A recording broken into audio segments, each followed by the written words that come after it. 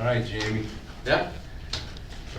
For the folks at home, I guess if you're looking for the budget documents, we have a budget website. FY27 is set up, just like we've done the last several years. We're going to put in chronological order from the start of the season to the end, every budget document we have. I think in past years we've been trying to include a lot of the school materials there so people can feel like they can go to one place. Or you could go to tonight's agenda on the town calendar, look up the agenda, and all the materials are there and all the links. We've provided in the packet a memorandum from myself to update folks on the budget model. We've put in there a new FY27 budget model and a 5-year fiscal forecast through FY32. Seems like, I can't believe I'm saying FY 2032.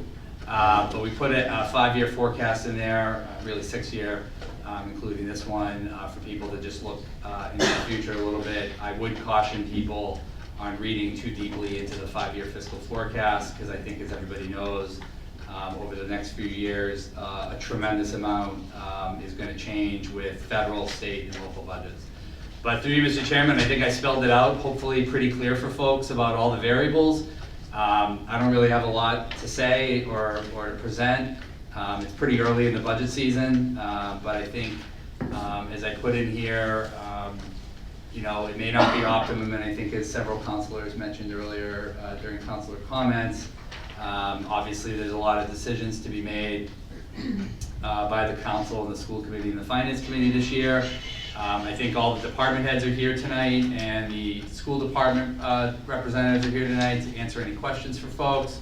Happy to answer anything that people have, but I think my guess is the public is probably going to look forward to hearing from the 9 of you. I think I've spelled it out pretty clearly for folks, but maybe there's still some gray areas. It's not prideful to sit here in a situation where we have to use free cash to try to balance the budget, but as I think all of you know, there's going to be a lot of choices, coming up, and I think working with the superintendent, I think one of the strong themes from our perspective is, it goes without saying, I think the last 2 years, maybe 18 months, have been a rodeo ride around the budget in this community. For him and myself, and some of us that have been working here for 5, 10 plus years, this is a problem that dates back 15 plus, nearly 20 years ago now. The structural budget deficit has always been an issue in this community. Obviously, the 2 overrides last year that failed, particularly the one last year, has put us in a position that if the override had passed, we wouldn't be sitting here today with these extremely grave choices between capital, infrastructure, facilities, public safety, teachers. But we are where we're at. Right. And I will say that using free cash, unfortunately, is not something that's uncommon in Massachusetts. And it's going to be something, I think, that's more common over the next few years. So I'll leave it at that. I'll leave it up to the rest of the council to ask any of the department heads or myself any questions, and kind of keep it short, and give you guys the floor to deliberate. All right, so we'll go through it, and then, if you want to call the department head up, feel free to call the department head up to explain your question. So Council Malloy, I guess we'll start with you. Okay. Thank you, sir. Where to begin, right? So Jamie, am I right to say that the budget, overall budget, including schools and whatever, we're going up 5%? Probably about right. 27 to 26. Yeah, 26 to 27. 26 to 27, yeah. So it's like 6.7 billion. Okay. That's a quick arithmetic that I did on that. Okay. And the schools, I know they moved all of their benefits and pensions and all those things over to the town budget now, which kind of helps clarify some of that. So I'm looking at that and just going through, and I notice on the detailed budget, a lot of the expense items are flat. Yep. Some of them are down just a touch. Yep. A couple of them are up a little bit. And I know as we have time to go through and massage this, I'd like to look at some of those expense items that have gone up and see if there's other opportunities to reduce them, keep them flat, what have you. I don't know if that's a discussion for tonight, but that's something to kind of anticipate, I think. Through Mr. Chairman, really quickly, down the bottom of the entire memo, I do a budget calendar section of dates Yeah. to look forward to, and just for those that are home or here that are new, when I release the full budget and anticipate on March 27th, that's where if you look back to FY26 and you go to the budget book, which is usually Appendix A, that's where you get the itemized, you know, every single staff member, salaries, all the expense line items, even not just the aggregate, all the details, that'll be in that budget book that will be released as part of the entire budget. Okay. So, once you go through that, if you see something that's questionable, you know, during your budget hearings in May, in June, you guys can, you know, amend, you know, anything that you might see. But, you know, obviously between now, tonight, and then, if you all wanna have more budget meetings at the council level, or if you wanna watch the finance committee meetings in early April, they will go through every line as well. So that's usually when the line item budget comes out. Okay. So I mean, at first blush, kind of looking at that 5% increase, which I thought might be a touch high, just overall, considering the 5-year projection, your comments are well taken. Can't read too much into that, but 5 years out, you know, the budget's at 184 million versus 152 today, based on the assumptions and everything else that's in there. So another 30+ million over the next 5 years. I know it's a projection, but the trend is obviously scary. So I think it just begs the question, and Steve alluded to this earlier, like, we need to try to figure this out. You know, and this year, I guess we can, I'd like to tweak this as best we can, to get it as lean as we can. Because every dollar we save now is gonna like compound over the next number of years, so I really would wanna kind of look at that. And as we look at budget and all that planning, I think, you know, growth is something we need to keep in mind. We've gotta figure out a way to grow our way out of this over time. So, those are kind of my initial questions. Just on free cash from last year, I guess I was asking myself as I'm sitting there looking at this, saying this time last year, it was override, or we're gonna make all the cuts that we went on to make because the override didn't pass.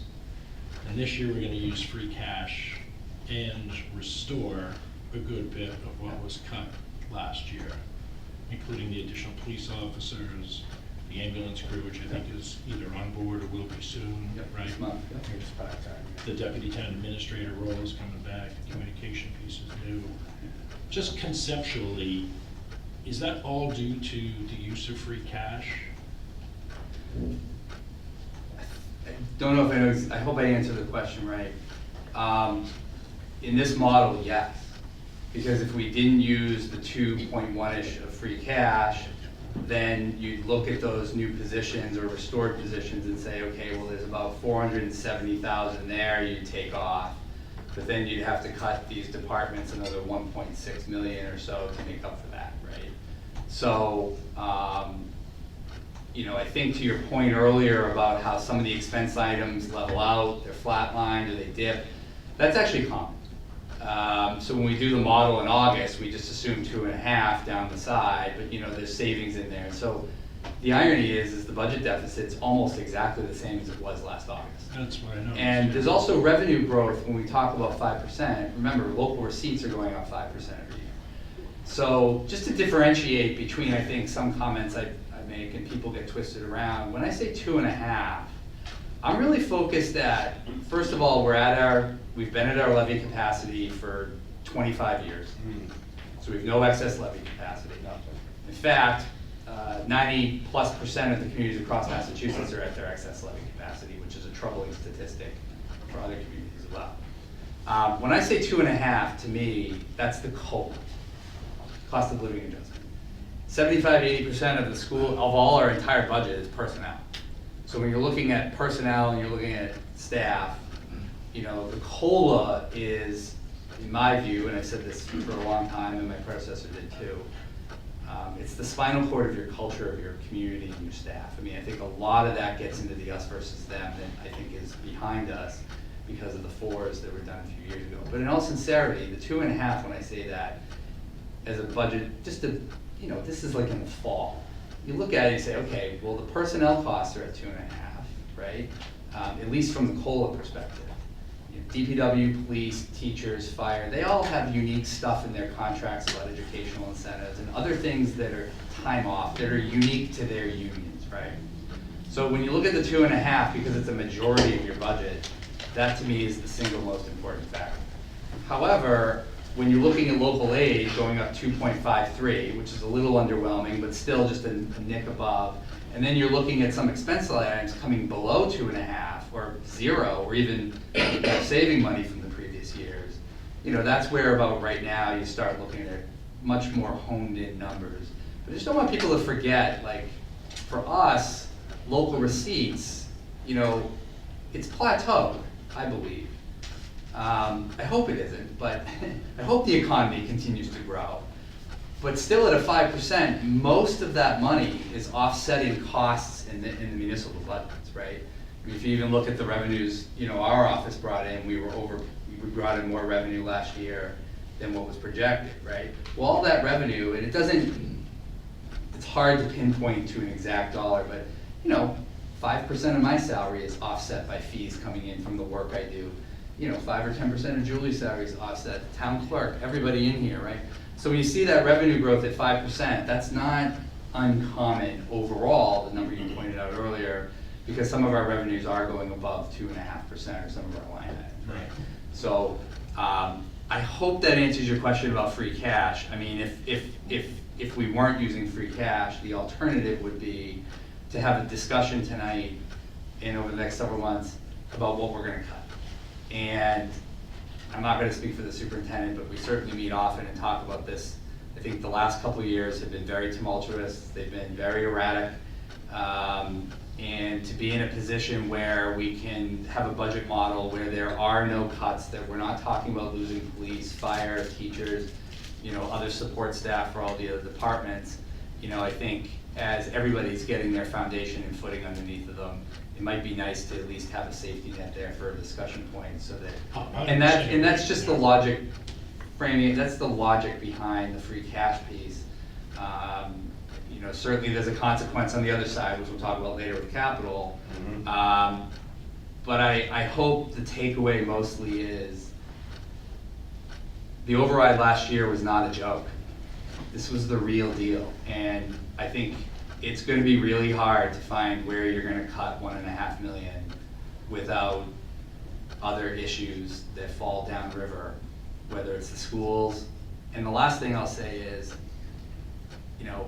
I don't know about all of you, I heard loud and clear myself from disgruntled board members, committee members, citizens, people over the last 8 months about how angry they were about losing the Halloween party, losing the SROs, losing the police officers, losing the revenue from the ambulance, losing the paramedics, losing the LPN at the senior center, losing Sundays at the library.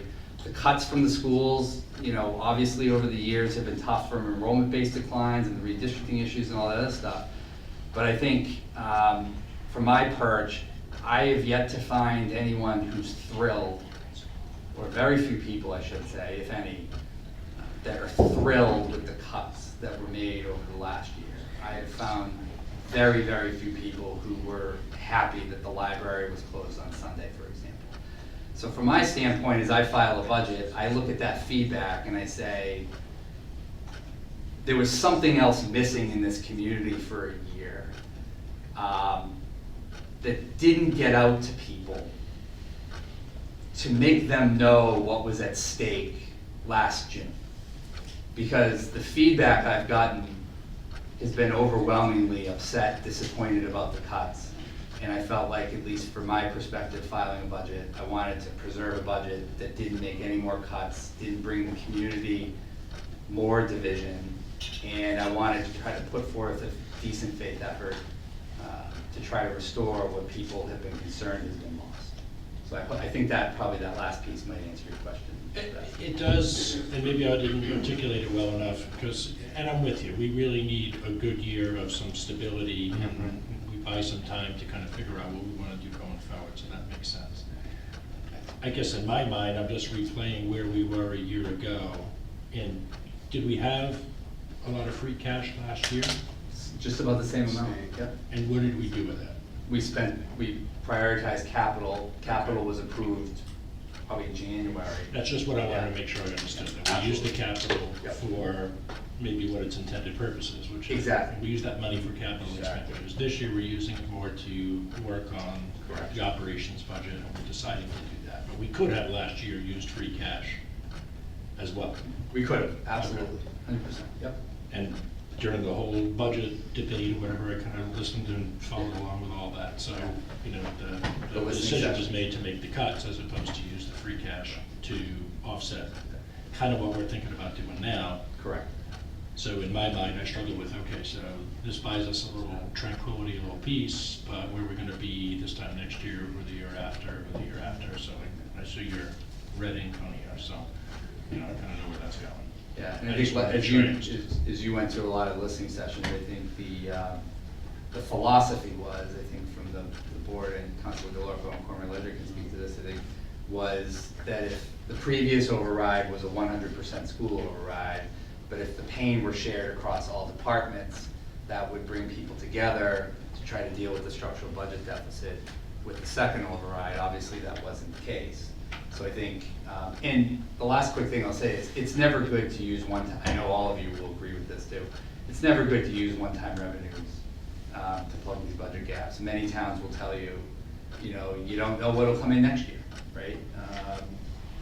As Brutus's budget gets tighter on snow and ice, there's not gonna be any excess to give back to snow and ice reserves or any other reserves, right? Right. So, I think that, you know, we spent many, many years avoiding all of that. I think only a few years had we approved budget stabilization money for one-time monies, and that continued, got us into the same problem, you know, every 3 or 4 year cycle. So it's not exactly a practice, as I mentioned in the memo, that we were proud of.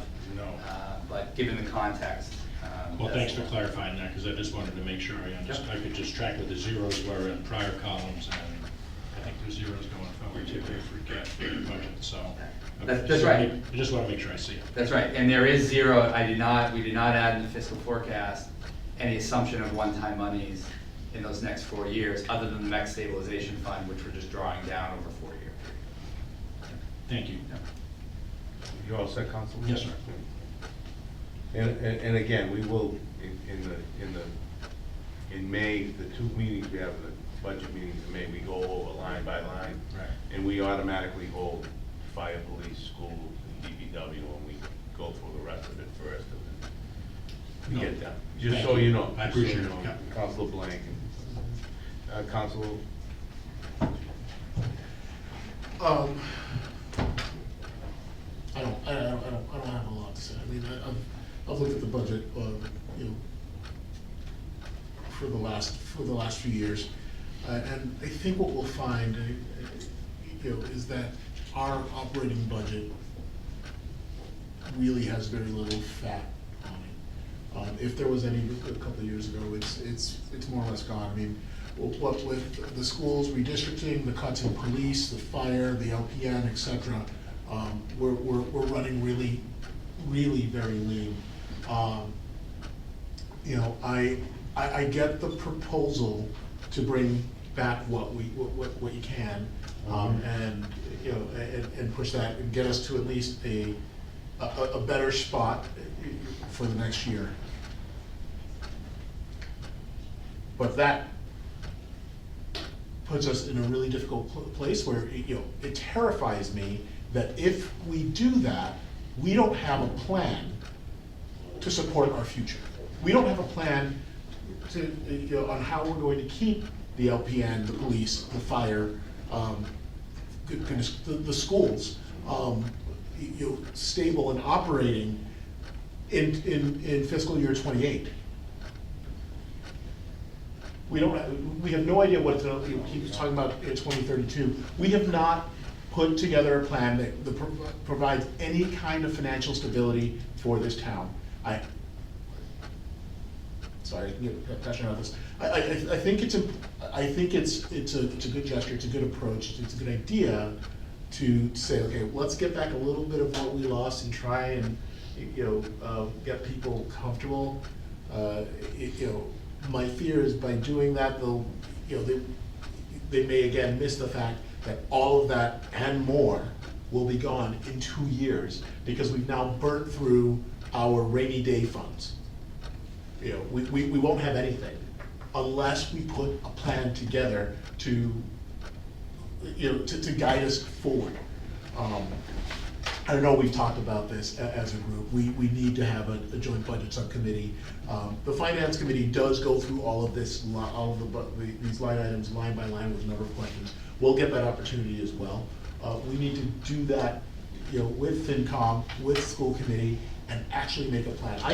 I can support, just barely, it's hard for me to say, moving forward with this and kind of bringing back some of what we've lost, because I think that's healthy, that may be helpful and healthy for Franklin, but only if we're tying that to an incredible need to put a plan in place.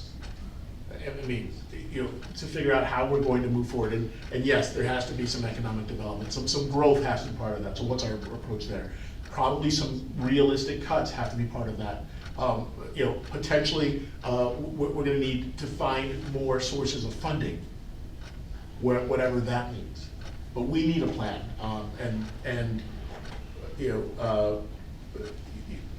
right now, going to our I'll just keep calling them rainy day funds is not a sustainable option.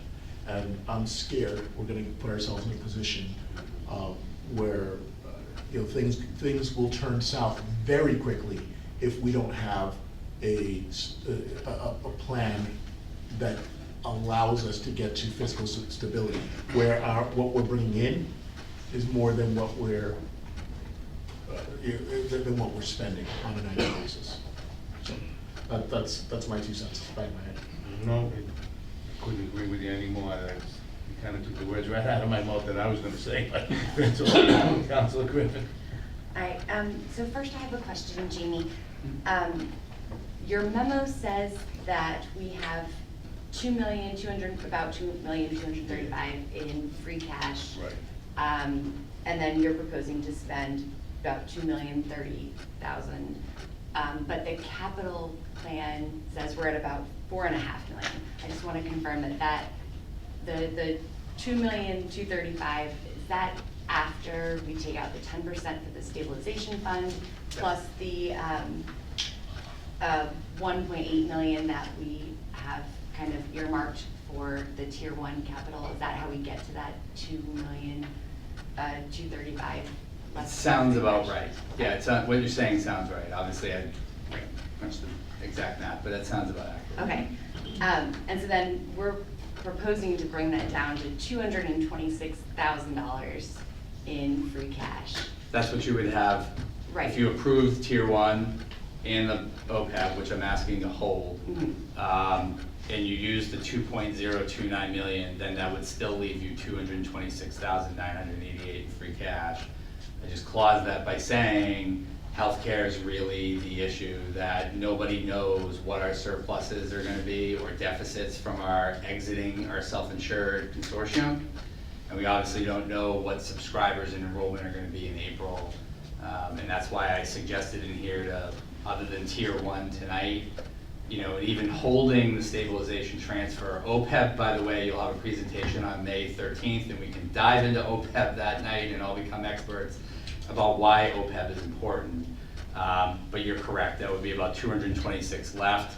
But I just want to make sure people know that you could have a big deficit coming out of the self-insured come June, or if our subscribers go, healthcare employees are actives, it just depends on the healthcare numbers when we get to June.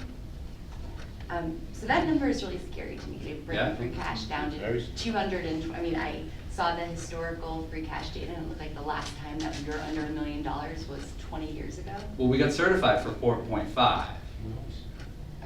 So I mean, you're getting, so our free cash has been very stable for many years. How we use it is different, Okay. right? In the past, we've been using it for almost all capital. But now, because of the budget deficit and the risk of additional cuts, so I don't know if it, I don't think we, I don't know if I heard you correct, but I wouldn't say we only have 226,000, right? Because there's a proposal for about 1.8 million in free cash for capital tonight. So I just wanna make sure we're on the same page. Right, but all of these things, I mean, it does bring it down to, I mean, right, we're not approving anything right now, but all of these proposals that we're looking at the moment would then bring it down to that.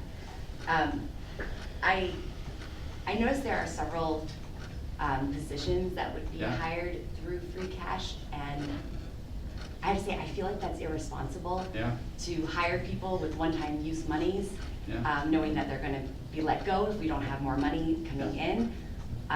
So that makes me really uncomfortable. I don't think, you know, we're not there yet, we're not making decisions tonight, but I don't think I can support hiring people with free cash. Also, you know, to your point earlier, you made a comment about we would have to talk about what kind of cuts we need to make. And if we're talking about what kind of cuts we need to make next year, I don't know why we are looking at restoring things. I mean, I understand your point about people are upset about the things that we cut, but I feel like we cut them because we didn't have the money to provide for them, and we still don't have the money. So we're using, this proposal says to use one-time use monies to plug those gaps, which puts us right back in the same position in a year where we'll have to make the cuts again, plus probably additional cuts. I feel like this proposal just doesn't make sense to me. It just feels irresponsible to use one-time use monies for a lot of these things when we just don't have that luxury of continuing those things in the future. So to Councilor Juku's point, we need a plan. We need to figure this out. I don't think that we should be looking at restoring things. I don't think we should be looking at hiring people with those one-time use money. We need to have, you know, long-term plan for how to provide for those things, and free cash isn't it. I did have a couple more questions. At the end, we're looking at the end of the whole packet, we're looking at the FY 2025 revenue analysis by department. I noticed that for property taxes, we overestimated by like about $1 million for FY 25. And there were a couple other lines that we overestimated by a good bit. Building permits, we overestimated by almost $500,000. Recycling by over $400,000. I just want to make sure, are we being a little bit more conservative with our estimations this year? Because I'd hate to, you know, see all of these, you know, very generous estimates in our budget, and then we're falling short of them, and then we've got to pull the money from somewhere else. So I just want to make sure that as we're looking at the budget this year, we're being more conservative. I'd rather have money left over than not enough. So through you, Mr. Chairman, so the property taxes is actually the amount that people haven't paid. So it's not about being conservative or liberal. You just times it by 2.5%. That's your levy. That's where you go. If the council decides they wanted to have like 0% spending this year, just hypothetically, which is feasible, then you would grow your levy capacity, right? And so you then would have a cushion, if you will, each year. But then eventually, like we've seen in every year, everybody wants to spend it for good reasons. It's not uncommon, right? So that's really the amount of people, that's really what your gap is of people that hadn't paid their taxes up until that point, right? Second, on the building permits, the building commissioner just brought in, I think he announced last week somewhere that he just got a $600,000 building permit for the Maple Gate Country Club. Why do I bring that up? Because building permits are generally, if you look over time, we generally have about the same number. But when the intake and when you get that money versus when you don't, if you get it on, I'm making this up, if you get it on August 1st, it's in a different corridor of how you have to report it to the state than if it's on February 1st, right?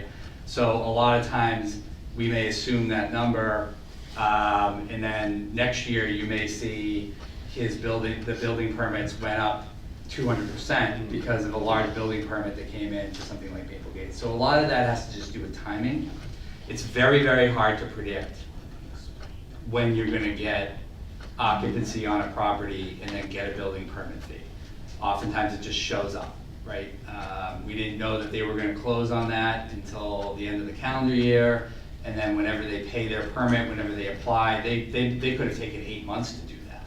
You know, and that's for every home, that's for every residence, every commercial business, every small business or whatever. So that's why we generally really only do a moderate projection on local receipts, because ultimately what you'll see is also there are other revenues that make up for those. So we've diversified our revenue streams quite well. And that's why we try to upgrade the ALS and BLS rates to middle levels for fire every year, so that revenue that's being captured for the service is coming back into the coffers. So it's not just the ones that you're seeing that have parentheses around them, but look at all the other ones where we undershot motor vehicle excise, but motor vehicle excise went up 566,000 over projections. These are very, very hard to project. If I could project these to a T, I would not be sitting here and I'd be on Wall Street. So, but in sincerity, like, it's really hard to nail exactly what that is. We do an analysis every year on every one of them. Okay, we have record-breaking hotel taxes. We try to talk to the hotel owners. What's your occupancy rates? How are those going? Do you see markets in the future? For example, I called the Best Western the other day. Just picked up the phone and called them. And I said, I couldn't make a reservation online. I just wanted to check that you guys were open. And they were. And come to find out, they were targeting business clienteles for longer stays. So that was unique. And they said they had a very high occupancy. So that you can't just go on and reserve a room on their website. So we try to do I'm using this as like an example of one thing among all these revenues that we look at. During the pandemic, we gave a 25% rebate to licensees for liquor licenses, right? And we thought we were gonna lose a lot of restaurants. So we downgraded those numbers, but we didn't really lose a lot of restaurants, so that revenue kept coming in. I hope that's like a 2 or 3 minute like kind of explanation about how we go about targeting some of these numbers. I think, I have one other question. This is really, I mean, this is just out of curiosity when I was going through this. What are the rentals that are bringing in $250,000 to the town administrator's office? I saw that and I wasn't sure what that included. I mean, I know we're not going line by line today, but that was a curiosity. No, it's okay. I know there's a good answer. I think we get rental fees. I don't remember what they are. Do you remember, Carrie? No, I was looking at Linda. Yeah. I know once you say it, it's going to jump right out. I'm going to go, oh yeah, that's right, what it is. Yeah, no, I'll have to look up. If you give me a minute, Sure. otherwise I can. Is it the AT&T? Oh yeah. Oh. Oh my God, the cell towers. Julie did that. Okay. Yeah. So you knew once you, yeah, the cell towers. Okay, great, thank you. Thank you. I can move on. And speaking of hotel tax, you know, we got the World Cup coming this year, so, and every hotel in Franklin is booked, so, because my daughter decides to get married on June 5th, we have to go all the way to Canton to get a hotel. Oh my God. Yeah, so. Get married at the Super Bowl. Yeah, right. So that's the only reason why I know they're all booked. Councilor Blank?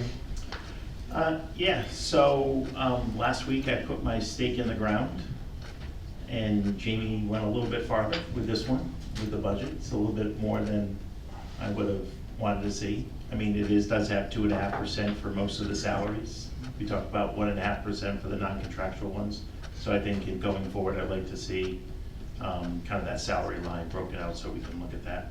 Most of the expenses did come in either equal to or less than, but there were some that were fairly large, like for example, police expenses appear to have gone up a greater amount. Public property went up a particularly large amount. So we'll be looking for explanation of those, very similar to what the school committee did last night, explain those increases. As it relates to the use of free cash to effectively balance the budget this year, I am 100% for that. I'm 100% for doing it for next year as well, so that we can put together a long-range plan. It is a plan that is not going to get done in a year. It is a plan that will require a couple of years to put together and to sell to the public. As we talked about last week, or maybe the week before, that plan does need to include debt and or borrowing and everything else. It needs to be an all-inclusive plan that will take care of capital as well. I look at free cash like a tax return. It's a tax refund. We underestimated, or we were paying more in our taxes, and all of a sudden now we have cash. This process of using free cash changed literally when I was on the council 20 years ago. 20 years ago in this council, we used free cash to balance the budget. The process changed with the prior administrator to fund capital. I agree we need to fund capital, but when you get a tax refund and you have to decide putting a roof on repairing your roof or paying the medical bills to take care of your children, I use that tax refund to take care of the day-to-day expenses. And I think it's very prudent what we're doing. If we go down this path this year of using some of that free cash to add back these services. These services were cut last year, and I even threw a couple out last week that I would like to see added back, because that's what the community wants. I've also had phone calls from school committee or others about the schools. Can we do the same thing for the schools? I would do the same thing for the schools, but I would also expect the schools to be held to the same standard that I'm gonna hold the town to. 2.5, 1, hold expenses flat, yada, yada, yada. So if the schools have reasons why they wanna add back language and arts and it's gonna cost $300,000, bring it forward and I'll support it. So this is not just about the town, it's also about the schools, it's about the whole town. But I like what I see. In general, I can certainly pick away at it. I'm not gonna do that tonight.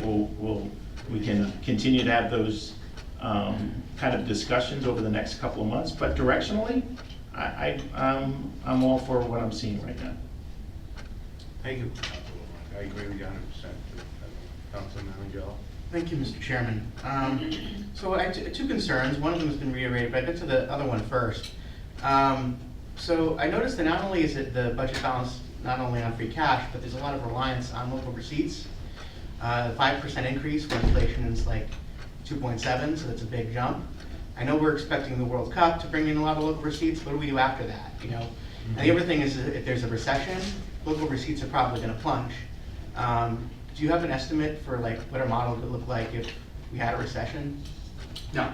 Okay. I mean, Yeah. okay, yeah, I mean, I'm gonna take a guess, yeah, I mean, not only, you know, this is difficult about the economics, right? If you get a Fed chairman that kills interest rates, that's great for borrowing, and I think to Councilor LeBlanc's point and many others, it might free up some room to be able to take care of some of these capital things. On the bad side, inflation's not gonna go down. You know, or you want to bring costs down, and you want inflation to come down, and have a recession or a depression, right? And then things will really plummet. So it's difficult. If you look at the numbers, we had record-breaking numbers in a lot of categories. Obviously, Councilor Griffith pointed out a couple of areas that I hopefully explained through a little bit earlier. Because of the diversification of all of those revenues that come into that, into local receipts. I did mention in the memo that if we were not planning on raising ALS and BLS ambulance rates, and then through the budget process, we haven't had time to put it together, but there will be a fees discussion at some point about tweaking some of the user fees that a few of the departments had requested out of us. So we'll put a package before you later on this year. It's not gonna be an overwhelming amount, but if any of you wanna add to that or charge other fees, I did say in the memo, I probably would be looking at a 3 or 4% roughly local receipts, because I feel like at some point they are gonna plateau with consumer spending. And so if we weren't gonna do that fee by law, I think you would drop that number probably down a little bit. Because I do agree does seem to be at least a plateauing of consumer behavior. Thank you. And also we can promote this as a time to eat out in Franklin. Really, I mean. Restaurant week. Restaurant week. Just restaurant here. So I guess, and the other point, just to reiterate what Councilor Griffith just said, that I can support. I'm actually came in here. I'm open to balancing the budget with some cuts. I'm open to, having a level service budget and using some free cash, but I won't vote yes on a budget that restores, with the exception of contractual obligations. So that's sort of our red line, so thank you. Thank you, Councilman. You got it. Couple of quick questions. On the slide for the schools, you have the blue line and the purple line at the bottom. I know that one is with the insurance, one was when the insurance was taken out of the 300 account. What I just wanted to understand is if you go over to the right, it shows increase of 3.32% for both of them. Like, that doesn't really make sense, so I'm not sure if I'm reading it correct. Is that based on 30% of the tax levy? Just find out where you are. Are you on the purple line? Yeah, like it's the one that has the yellow and green, it says 300 count history. Yeah. Yeah, I see it. I'm just trying to follow the number. You're down in the bottom one there, Yeah, where it says 81,155,000. yes. All the way to the left, that line item. Yeah. Like if you go over to the bottom right, like the percentage increase is 3.32. I don't understand how that's both the same. Because that's with healthcare. But one line is without the healthcare. Oh yeah, that might be, that may be, let me see. What's that? Is that a typo? Yeah. So I think on the above line, you have, you have the deducted one. You can see the you can see the 7.62%. Right. And that number over to the right just got transposed, so that number should be in a deficit. Okay, so I wasn't So going the three- crazy, because I couldn't figure out how they could be the same percentage when the numbers were different. Yep.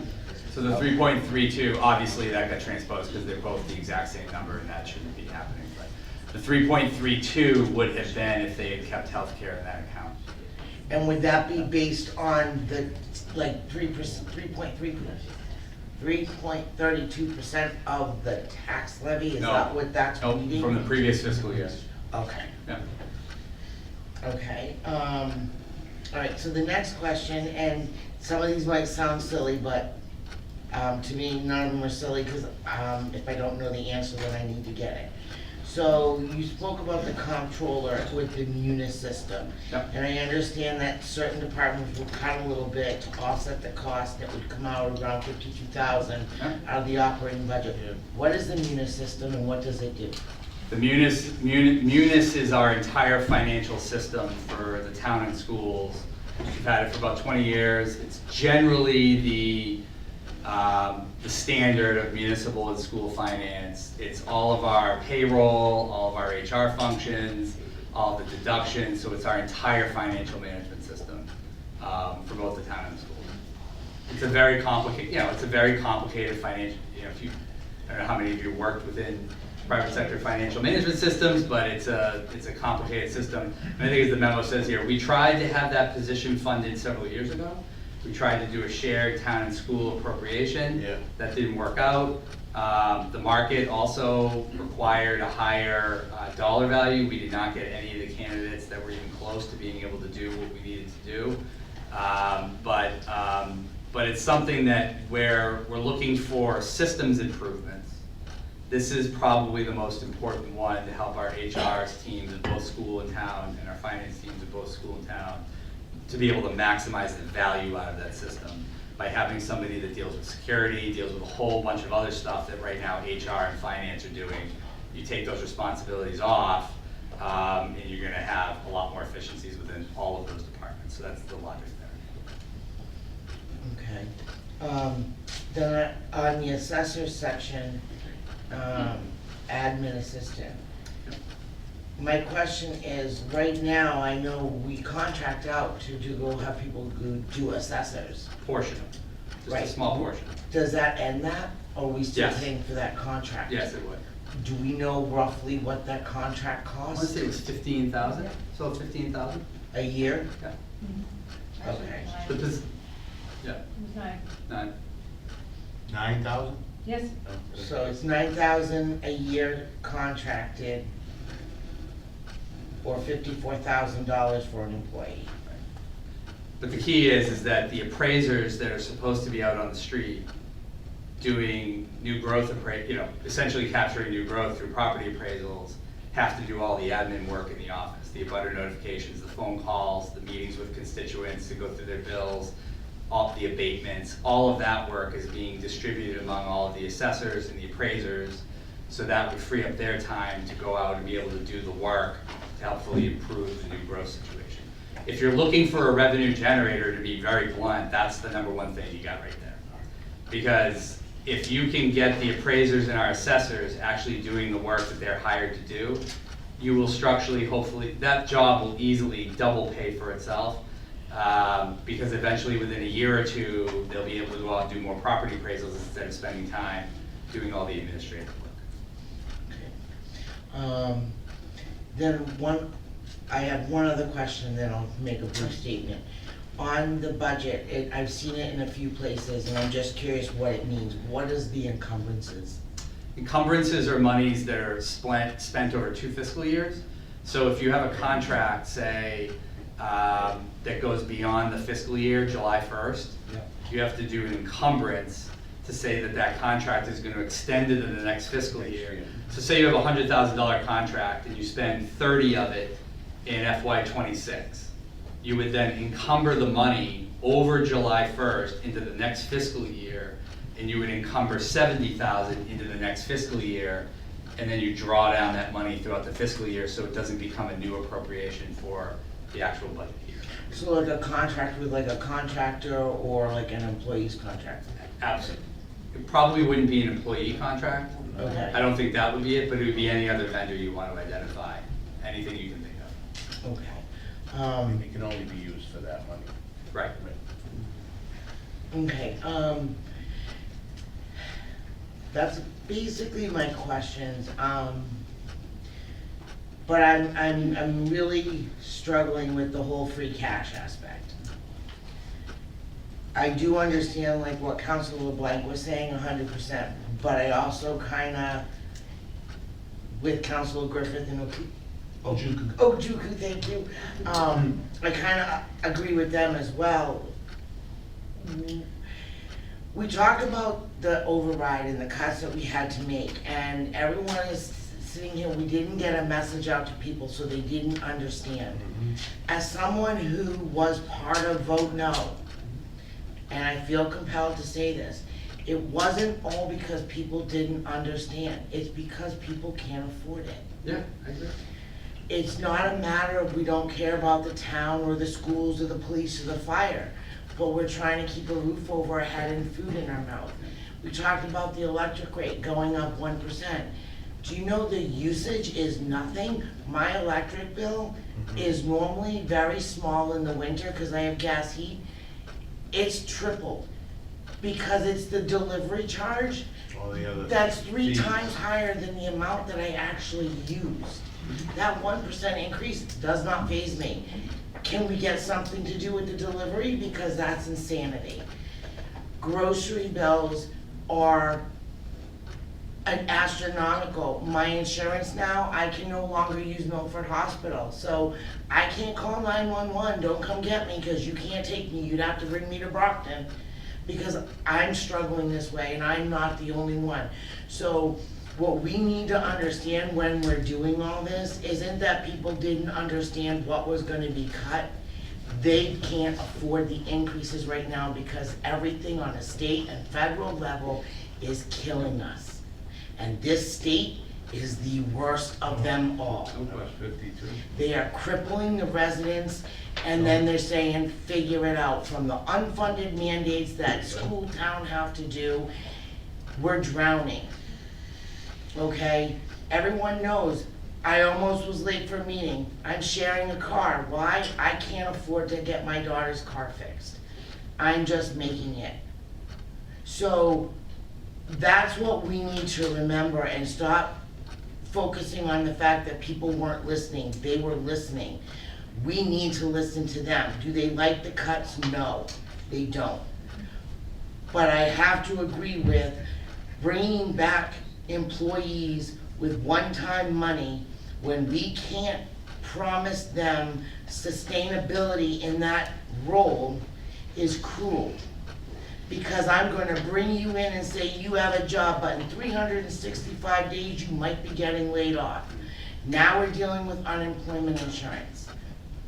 I don't have an issue with using some of the free cash to buffer some of the things within the budget that is already there that we're running a little short on. But I don't believe, and it's not that I feel that any department shouldn't have the full staff that they want.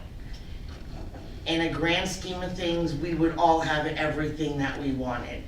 But I think that we need to try to stay within the budget that we have, because bringing them back is only gonna jeopardize it later. And using that free cash, if we can leave some of it there, that's gonna accrue interest, that's gonna help us in the long run.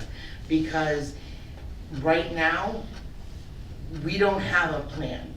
So it's kind of like, you're not gonna go buy a house unless you know what the price is and you get the inspection done first, and then hand over $500,000 for a home. Well, today, more like $1 million.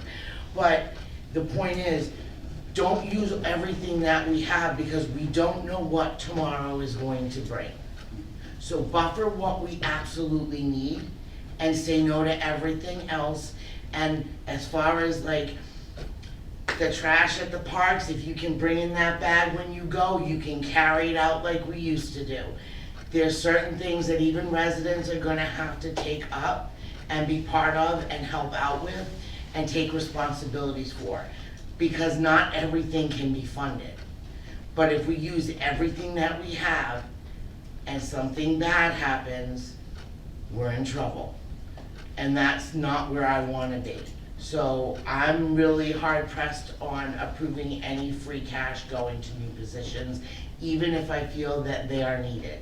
Right now, I think that we need to just kind of, not lay low, but stay within our means. And I yield. Call Milford Hospital, I think they worked out that thing. They worked it out for me, and I'm on the GIC. I'm just saying. I'll try it. I called my doctor. and he said, "Oh, Otherwise, if I need an ambulance, they have to drive me to Brockton. yeah." Thank you, Mr. Chairman, and thank you, Councilor Callaway Tripp, for being brave enough to share what you just shared, because that was personal and sensitive and vulnerable stuff, and I think it was important for people to hear, but that took a lot of bravery to share, so thank you. Thank you. I think everybody can speak to the enormous energy spikes, the grocery spikes, life is just very, very, very expensive. So I am finding myself a little bit in the middle here. I'm finding myself agreeing with my colleagues over here in the sense that it seems a little bit irresponsible to patch operational deficits with one-time revenues. But then I also understand the folks that are like, we need to do some of these things to help the community heal and to show them, what Franklin should be and could be, and put a plan together to move forward. Like, I get all of those concepts. I too worry about funding any position with one-time revenue, because it's not sustainable. And it's already been said, it's really not fair to do to that person. To Councilor LeBlanc's point, Jamie, I too struggle with the 2.5% COLA to all staff. We've talked about this before, right? I know there's contractual obligations, but the unfortunate reality is that maybe other staff have to take a lesser COLA increase in FY27. It's really early for these conversations, but we're trying to do the prep work so that in May, this thing can move forward and we can figure things out. to the point of, I don't think people understood, I think people understood just fine, the ramifications of the last override. What I think we're finding is the 60% that didn't bother to vote at all. That's they're the folks that maybe are just kind of going through life, they're busy, they're dealing with the kids, they're like, it doesn't even faze them, right? We're not out of town. But we're not, and I don't think we're that unique, right? Like, I No. think there could probably be said for a lot of people that just going through the motions with running their day-to-day and they're not focused on this stuff. I worry about you restore all this stuff with one-time revenues and we fall into this sort of like complacency mode where everybody's like, oh, everything's back to normal again. And then, you know, this new council, they fixed it. They took, you know, and it's like, well, wait a minute. You're robbing Peter to pay Paul. You're taking, we heard Brutus's presentation. Granted, nobody was still up by the time he gave it because we fought for hours over other stuff. But the folks that did listen to Brutus' incredible presentation from DPW, we have over $100 million in projects that can't be funded that we're gonna get whacked with the minute a major pipe breaks, or sidewalks are in need, or water treatment needs to be done, roofs on buildings. Like, those things don't go away, and quite frankly, they get worse when you take the free cash capital program from where it is and cutting it in half. What I did hear that I wanted to clarify so people understand, the FY25 free cash money that we're talking about later tonight for capital is not what you're talking about to use here to patch FY27, correct? FY25 capital was spent, to Councilor Boyd's point earlier, FY26 free cash certification is what you're looking at. Tonight, 20. You're a year behind, brother. I don't know what I'm trying to point out. What I'm trying to point out is the money that when we get into capital, Right. and we're gonna spend those monies tonight, and hopefully we're gonna put some money aside. But for next fiscal year, you would basically be proposing, instead of putting the money into a capital program, you'd be taking some of it out, right? I'm hearing it correctly? I think, as I said in the memo, you know, I think for the next couple fiscal years, you could realistically try to use 1 to 2 million in free cash to try to make sure there are no cuts and layoffs. And you know, I think every department in here, I'm not going to speak for them, they can speak for themselves, but I think given what happened last year, you're going to take another step back, right? You're going to hear the chief, both of them say, ambulance is gone again, right? The next 2 SROs are gonna go. Like, I think we know where I hope you guys know where those, and we know what the school cuts will be. So, you know, I think what I would say is when free cash gets certified again in October of this calendar year, you would look out at that number for the next fiscal year for FY28. And you'd say if 4.5 million came in free cash again, say, you could use 1 million or 2 million or nothing, or 500,000 or 100,000, you know, it doesn't matter what the number, you could use some of that for the operating budget the following year. I just thought it was important for the public to understand some of the differences. And Councilor Ojukwu referenced rainy day funds. We're actually not touching reserves or rainy day funds at all with this proposal. Free cash is a little different. Yeah. But I just want to make sure people understand, like, at least right now, other than tackling, you know, we're gonna need to look at Brutus's snow and ice reserve fund to patch some holes, like, we're not talking about touching reserves. This year already, we had some creative solutions, right? We had the part-time nurse at the senior center restored because the senior center reevaluated their staffing model and shifted some things, shifted some responsibilities, and came back to you and us and said, we can actually restore this person, not quite at the exact amount of hours that she was at before, but close, right? So, and then we also looked at restoring the 2 ambulance drivers because we got a little creative with monies, right? If they're bringing in this amount of money in receipts, then that can basically fund those positions. So the creativity has already been looked at for those things. I would throw out to department heads, particularly, our great team at Park and Rec, there's some creative things that can be done. Like we've talked about it, right? And that's a self-funded department, we all know that, but it's certainly helping the big picture, it's helping the bottom line. Show us some, a sticker at Beaver Street, so that if people wanna use the Beaver Street facility, it's $35 for the summer, and maybe that helps pay for the trash.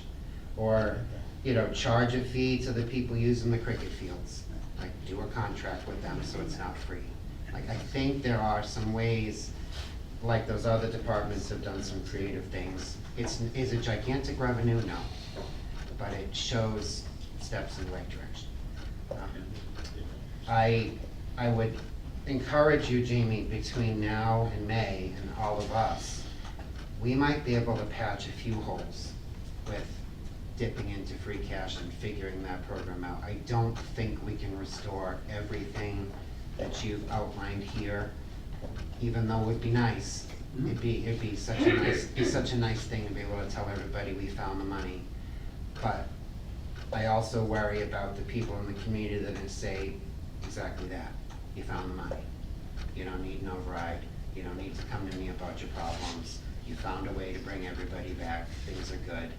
Meanwhile, they're not noticing that the pipes are breaking, or that the trucks aren't being repaired correctly, or the roofs aren't being done, because they're just looking at the day-to-day. So I think it's an interesting start, but I too can't support it fully as is. I 100% will look forward to the conversations as we dive into this more, but I yield. I have a question and then two comments. First question is around, basically, Steve and I were having a discussion about the munis administrator. In these areas where you have like a need for an administrator, but it might not be 100%, are there shared services that we can utilize? Because that's kind of the way we do it in the private sector. Like if I can't fund IT security because my company's too small. One security person's not going to do it. I can buy a percentage of a service, a shared service that provides that capability for me. So for this munis administrator, is that something we could even share with another town so that we could get it, but also, it's not 100% full-time? You would, from a return on investment standpoint, you would spend probably exponential amount of dollars trying to enter into a shared services agreement or an MOU or an IMA with another town. And, we tried this internally, and this is not a comment.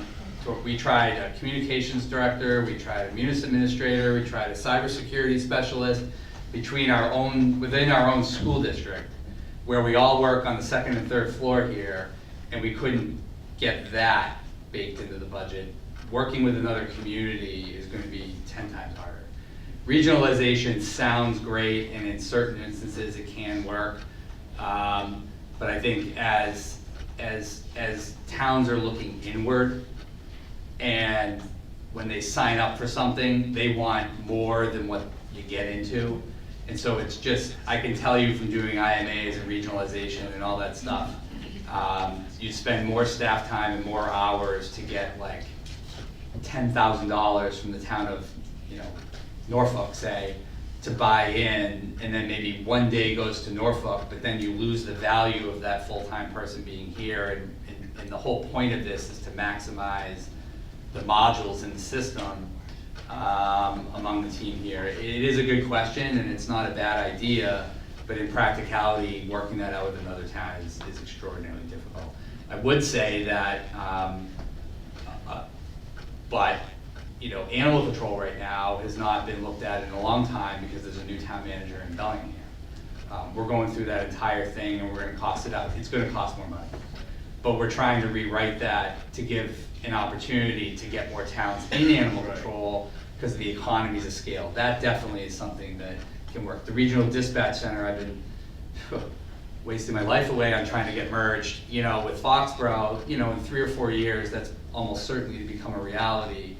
You know, by then you'll have probably 12, 14, 15 towns in that district. That will drive down the economies of scale for one system where mutual aid is already working. So there are some examples of where that can work. I think in this case, it'd be a little bit more challenging, because you're not really, you wouldn't get a shared services agreement that would bring in, say, 50,000. It wouldn't be a significant amount of money that you would get from another community. And then you gotta manage that. Well, when the person's on vacation, what happens? And what if they're sick? Who gets them then? Oh, it was Friday, so I didn't get my day in Norfolk. When do I get it in Franklin? And it just becomes really, really hard. That's one of the biggest reasons why we're leaving to go to the GIC. Regionalization with healthcare was just way too much with those kind of communities. But it is a really good idea, and in certain instances it can work. All right, so my 2 comments are, I'm gonna be like, you know, Councilor Cormier Ledger, who kind of taking a middle path here. I do not agree with using these one-time funds with restoring positions that are kind of taken away for a number of reasons. You know, there's also the concern, like we had brought up about the healthcare. We don't know what the impact that's going to be. So it doesn't make sense from that perspective. We don't want to restore something and then have to take it back again. I don't want to be in that position. So for a number of reasons, I think it makes sense to not do that at this point. Let's get a look at what the situation is, and then, you know, in the next budget cycle, maybe consider something like that.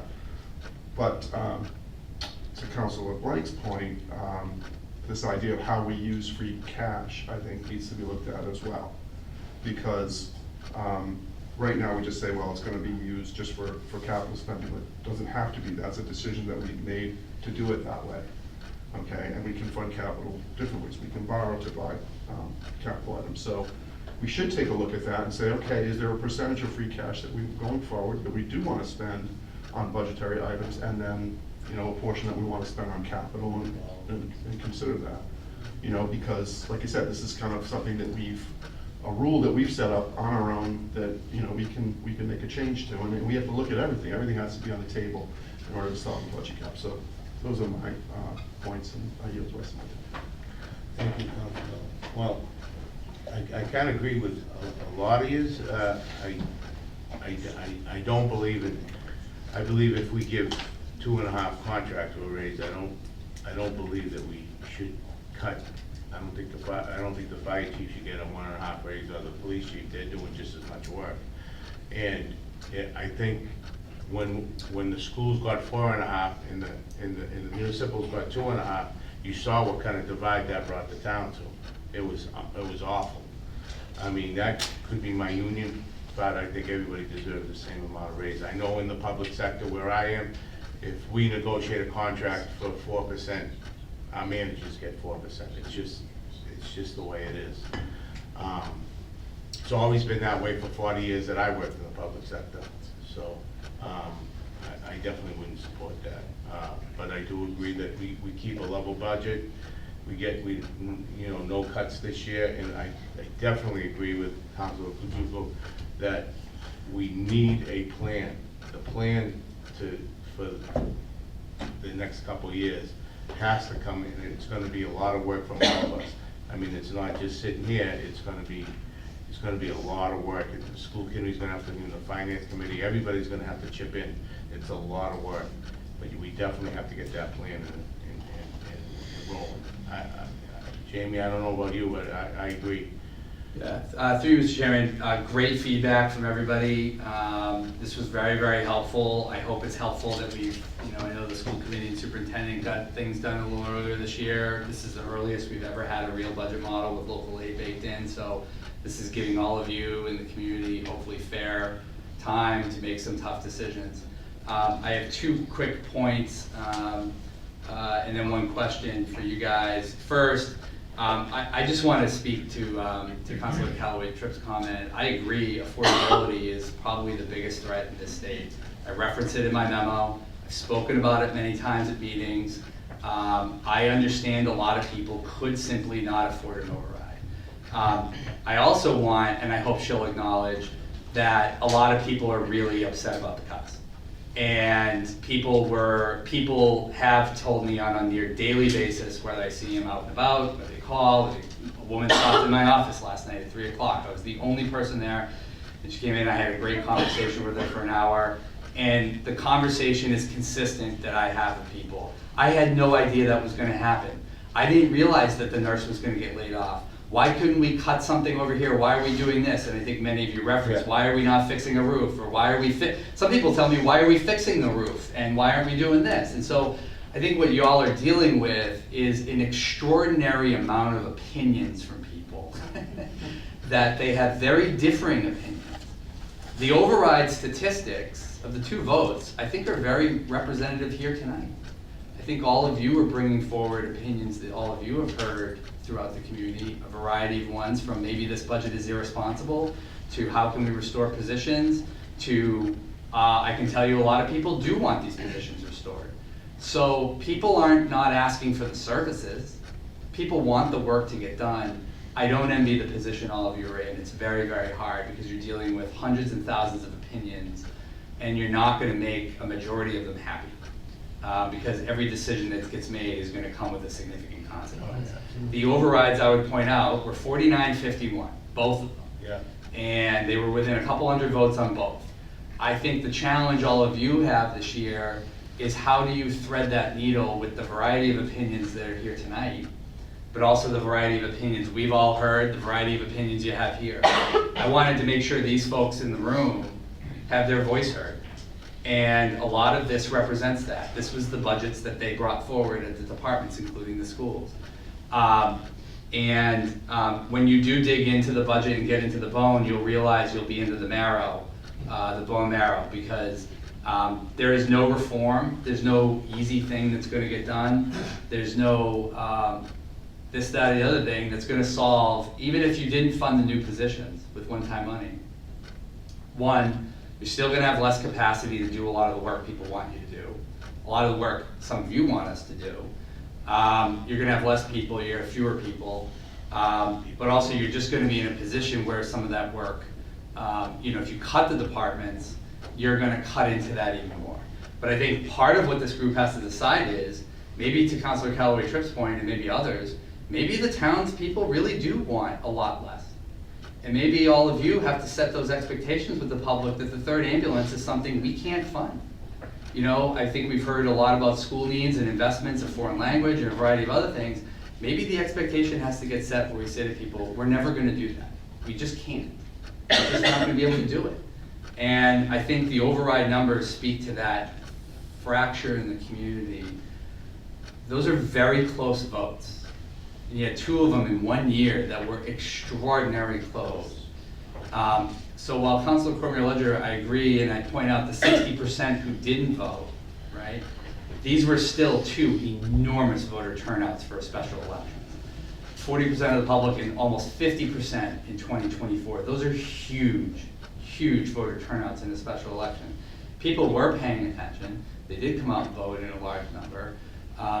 But I also want to acknowledge, and I hope you do too, that I get a lot of feedback every day from a lot of people that are very, very unhappy with the cuts and do feel like, for whatever reason, they didn't know what was going on. For not pointing fingers, but just in some ways, there just wasn't either clarity, there wasn't enough people out there telling people that, but I hear that from almost every day. While I acknowledge the affordability issue, I reference it in here, I've said it in many meetings. And then the last question I'd have to many of you is, and I pointed this out in the beginning of the memo, is appreciate all the feedback. All of it is fantastic feedback, and to be completely blunt, I expected most of it. The question I have for all 9 of you starting tonight is, what is the plan? How do you want to create a plan?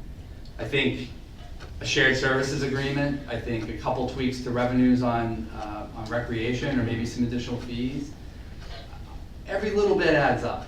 Every idea should be on the table. I acknowledge that. But I think if we just stay in those little areas, you're still going to be disappointed to find out that it's not even close. Not even close. So if affordability is a concern, which it very much is, and I think you're going to see that on the ballot in November, with the income tax from 5% to 4%, right? well, then we have to start managing expectations of what can get done and what our staff are able to do, because at some point, there's gonna be a breaking point where the bandwidth here is not gonna be able to solve these problems. But if affordability, which is legitimately concerned, you can't ask for an override, because I agree with Council Callaway Tripp. If you're not gonna go for an override, what are you gonna do? They're gonna be another. And so I think all of you, I hope tonight, will ask yourselves, or maybe we can have a discussion, how do you want to create a plan? Because I can tell you people want the police officers back, for example. I'll just use that one for, I won't say the deputy town administrator, right?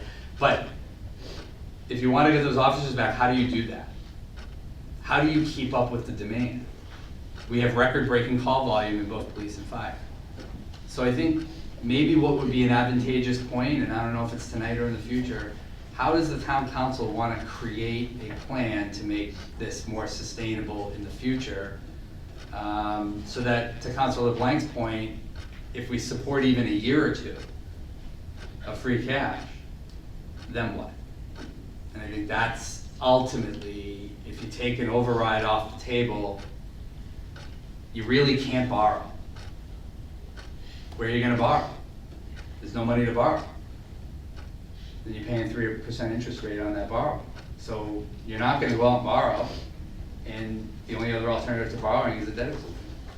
So I think, and all of that comes back to, I think, the affordability issues that many people have spoken in town. So I'm just asking, how does the council want to create a plan for sustainability? Because I truly believe that conversation needs to start really quickly and needs to be discussed among all of you and others about how you want to frame that, because I think May's around the corner. I know it's still snowy and cold, but before we know it, it'll be here. Oh, yeah. So, Yeah, for sure. Could I say something? Go ahead. I can acknowledge what you said. I'm not saying that there are people out here that are not unhappy about the cuts. So I do give you that acknowledgement, and I agree. I just get a little upset because that's the only thing I've ever hear about versus, and I know it was stated in here, I'm not saying it wasn't, but it's really more of the financial aspect for a lot of people. And I do agree you need a plan. But there's also a problem. We're not going to create one meeting twice a month with agendas like this. So we need a subcommittee. And that is all there I is was to just it. thinking, Because we need to have the time to sit and be able to communicate with each other I was just thinking the same. in order to do it. And without it, it's not gonna happen unless we plan a couple of months of meetings with zero on the agenda, except what are we gonna do and how do we make a plan? Because we only have so many hours, and we need to be able to sit down and have these long, hard talks with each other, so we can understand where everyone's looking and take everybody's background and what they know and let them put it on the table and then figure it out from there. But we're not gonna do it without a subcommittee. So it needs to be put into place, and it needs to be put into place like yesterday. Well, we get the joint subcommittee. But that's a joint committee with finance and school to work together, yes. But if the town council is supposed to come up with a plan to keep a balanced budget and keep things going, then we need a subcommittee that we can meet where the only topic is that plan. I'll make a committee of 3 then. Because it's the only way we're gonna do it. Committee of 3. All right, I'll make that a little bit tonight, but. I would recommend making it 4, just so you perform issues, maybe. I mean, just- Yeah, you could, I mean, people work, that's all, that's just what I'm trying to figure out, yeah, that's the reason why I was trying to cut it down a little bit. I know, people, you know, we have this, but you're also volunteering, now all of a sudden you're gonna have another night that you have to come out, that's the only reason why I was, Mr. Chairman, yeah. I think we need to kind of step back a little bit. I mean, I get the idea of a small group of us, but we need to include many more people than just the town council. Well, that's what the joint subcommittee is. Well, that joint subcommittee would work, but maybe I misunderstood what you were saying, that you would have both, a joint subcommittee and then another sub? That's what they want another subcommittee on the council, but, you know, we can, you know, I agree with you that it's the school and the finance committee are gonna come back to us with all recommendations. So, Yeah. if I could, Yeah. I think the joint budget subcommittee is probably the first priority, Mhm. because we need to have that broader perspective. It's not a bad idea to also have a finance subcommittee within the school, but it's less time sensitive, I would argue. Like, we don't need that as soon as we need the joint budget subcommittee. Oh, no. But what we do want to do, and we've talked about this already, is have the broader group sit down and make sure that we're talking through what the potential priorities are for that JVSC. So if we've got our priorities or goals, we go in, we can start working through that, and then, you know, the various groups, the town council, the school committee, the They finance have all committee, their, have their representatives and can speak to how that we point, accomplish the yes. goals. All right.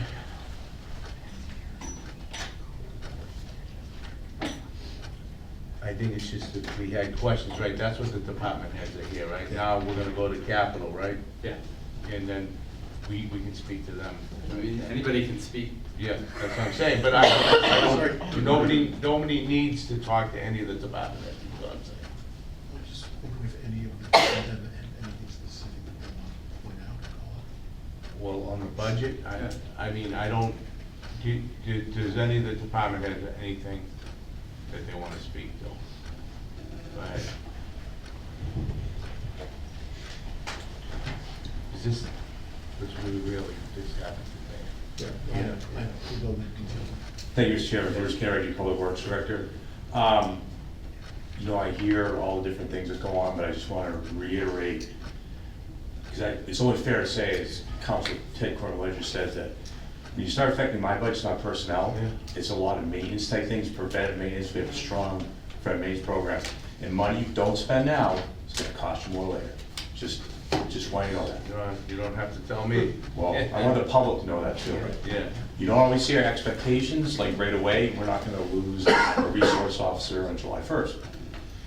But your roads are gonna fail over the next 2 to 3 years. And then catching up is gonna cost more money. So that's one thing I just wanna talk about the operating budget. And even what Jamie proposed this year, we're still a couple $100,000 behind from the previous year that we had to cut. So we're already behind going into it. So I just want the folks to know. Thank you. Thanks.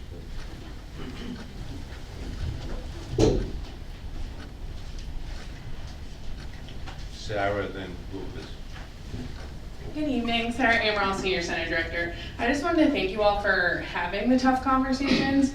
I would say what I'm hearing, and particularly from staff, and we've kind of said it tonight, I think we've been hearing for months, and I know we have a lot of new members, but really starting to talk about that plan, because I think we all are putting together budgets, thinking about it, what potential cuts could come. Let's build our armies, let's figure out what we're gonna do if we get cut more, where so much time could be spent on actual efficiencies and strategic planning that we don't have the time for, because to be honest, I don't wanna plan 5 years from now, because I have no idea when you're looking at the 5-year forecast. And I think that's what the staff really are looking for too, to say, we keep saying we need a plan, but we've needed a plan for 10 plus years. So if we started to see movement there, I think you would see a lot of staff morale boost, because then they have something to look forward to. So I just wanted to share that if we could, we keep saying that, but if we saw some momentum, I know that would just really help staff morale. Thank you. Yeah, morale's down, obviously. Go ahead. Good evening, everyone. Lucas Jiguer, Superintendent of Schools. I would echo what Sarah said around, I appreciate the discussion and debate. Obviously, you're all here, you come from different perspectives of the folks that, your constituents who you speak to. You have different philosophies, different experiences that bring you here. I think it's healthy to have varying opinions, and as an elected body, hopefully can coalesce around an idea. I do think that does take time, and I just want to acknowledge that none of this gets solved like in one meeting. It's a series of meetings that have to happen. I wanted to just say, I was thinking a lot about some of the comments, and I was thinking about Warren Buffett quote around, you can't cut your way into lasting prosperity. And I know that every year we've had to manage cuts. The impact of cutting has the impact, you have to then redistribute that to the people who are still here. And then the same people that we have that we're redistributing the roles, if you get a restoration or there's some kind of movement and then you have to hire back, you've lost some time, some money in some of those pieces. So there are some just consequences to some of that. We have certainly been through, along with my colleagues, the reductions and cuts that have happened. Some of them have been strategic as a result of redistricting and school consolidation. So there's twofold to that. I think the first override, second override, we tried to get that out. I know even just this week, I've had to notify 3 people already that they're not in next year's budget, just because we were trying to be thoughtful around landing at 2.5%. And when I think about my colleagues in our department head meeting, I think what Jamie proposed provides the ability for us to create a little space to actually problem solve. So I think there's I've heard the 2 perspectives. You don't want to spend money that you know you can't commit to long term. Right. On the flip side, you also, if you don't and you have to cut more, that's what we'll spend all of our time doing, and then still having to strategize and come up with a plan. So there's no easy solution here, and I respect everyone's opinion on that. The last thing I was going to say is this idea of kind of being in the arena, and you're all in it. Every elected body like FinCom and school committee are in the arena with you. I think we've been in the arena for a few years now, living it, and I think to see this year, to see a throughway where school committee made a 7-0 unanimous vote to say, let's put healthcare all together and get that under one roof. And I think that was the will and the vocal comments from many people. I thought that was a move to say, okay, let's signal that we're all listening a little bit. And maybe I originally was really opposed to that idea. I think I made that pretty public, but I think I'm listening. We're all listening. And how can we, you don't always get what you want, but I do see value in that decision. So I'm just trying to say that I think the more we can try to continue to work and come together, I thought not having a year, since I've been a superintendent every year, I've either been in the hot seat, early on, or it's been a lot of if I have to cut and then someone else, it's kind of like departments, we're trying to figure it out. Then the supporters of each of our respective departments are talking to you, and I just thought the strategy was around trying to create a little breathing room for the opportunity to build a longer term plan. And I think to get through one season without devastating or a high number of cuts, and then some of the positions, I will speak to the munis administrator just on school and town side. That's really you use backbone already for a different purpose, but I think that's really the tool in any organization. That's the one that we use for payroll, for leaves, for all those pieces. It has not been updated. I think when you invest in technology, but then you don't utilize it and optimize it to its full use, I think there's a cost loss there as well. And I think I'm here to also just say that many of my colleagues and folks that work for me have been advocating when they heard about the opportunity to have the munis administrator in there. We're excited about that. So just, I don't envy the position you're in. I don't envy my own position, to be quite honest.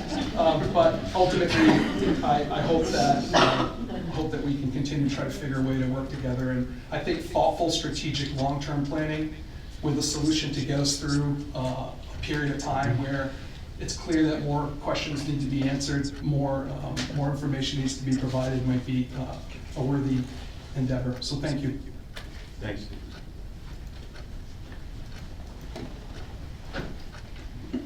Rowan Lowell, I'm the town archivist. I'll be very brief. I don't want to take up too much of your time.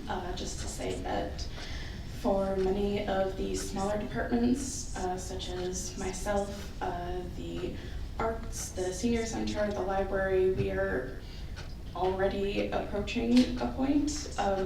We've been meeting for months, going on a year, to try to find creative solutions between all of us to support each other. We understand the difficult decisions that are at stake here. Personally, my budget for the Historical Commission is 0.05% of the overall town's operating budget. Some people might say that's too much, and I understand that in hard times there are going to be difficult cuts. But for many of us, we have spent the last 2 years in so to speak, the hot seat of, am I going to have a job come July? And as Councilor Callaway-Tripp mentioned regarding using one-time funds to fund positions, many of us have already been experiencing this anxiety of, is this the year that it's decided my department is redundant? And this is by no means a guilt trip. Things have to happen. Things have to happen how they do, and if that's how the chips fall, then that's how they do. Just that we are here to serve the community, and that's all we've ever wanted to do. And we hope that the community as a whole can find the best way forward. Thank you.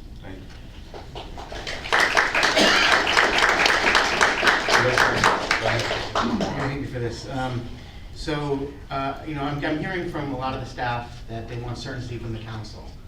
And I think if we could just provide some guidance to them easily in the form of a motion. So I would like to move that is a sense of the council that there will be no FTE cuts in FY27. I would need a second for that. This is not binding. Wait. I don't think anyone wants those, but I don't know that we have enough information to say that Right. today. Right. I'm not gonna say that, we're way too early for that. I Yeah. respect the principle, I get. It's a good idea, but I would love to give you that. That is We are now producing this in collaboration with Franklin TV and Franklin Public Radio. This podcast is my public service effort for Franklin, but we can't do it alone. We can always use your help. How can you help? If you can use the information that you find here, please tell your friends and neighbors. If you don't like something here, please let me know. Through this feedback loop, we can continue to make improvements. And I thank you for listening. For additional information, please visit franklinmatters.org. If you have questions or comments, you can reach me directly at suresteve@gmail.com. The music for the intro and exit was provided by Michael Clark and the group East of Shirley. The piece is titled Ernesto Mañana, copyright Michael Clark and Tintype Tunes in 2008, and used with their permission. I hope you enjoy. And by the way, you can also subscribe and listen to Franklin Matters Radio on your favorite podcast app. Search in podcasts for Franklin Matters.